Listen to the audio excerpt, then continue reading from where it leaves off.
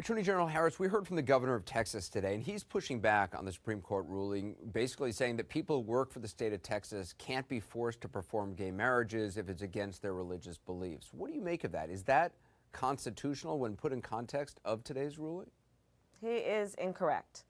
The United States Supreme Court, the highest court of our land, made very clear that marriage is a fundamental right, and under all that we understand from 1776, we are all equal and should be treated that way, which means that gay couples should be afforded the right to marry like any of us.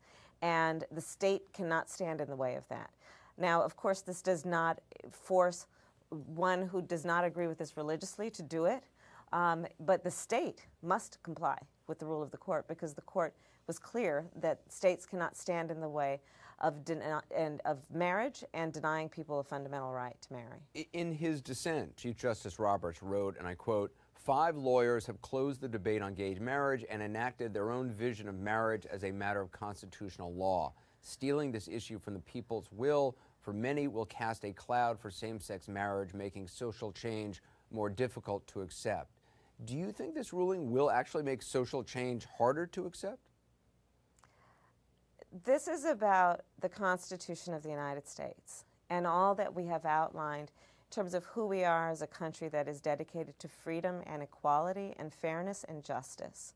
And the court rightly determined today that it is just, it is fair, and it is right, and it is consistent with the Constitution of the United States that all loving couples will be able to marry and their marriage will be recognized by the law and society. And I'm very excited and proud of my country and what we have done today. And I say, let the bells ring and end the debate.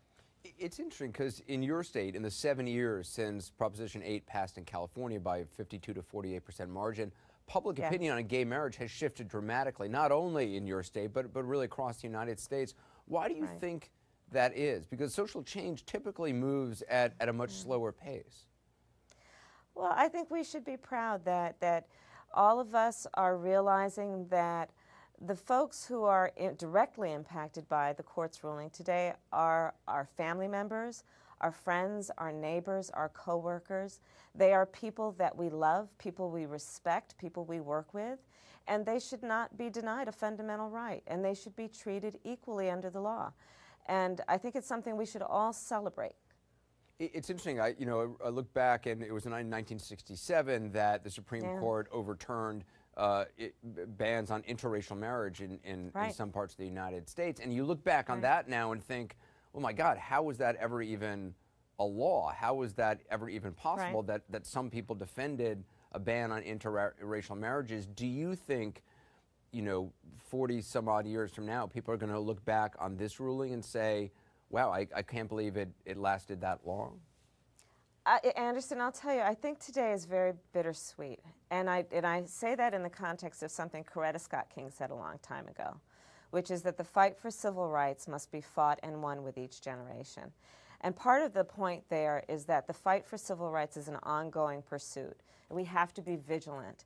And so while we celebrate today what the court has done, we also have to remember that the fight for civil rights is something that we have to rededicate ourselves to every day.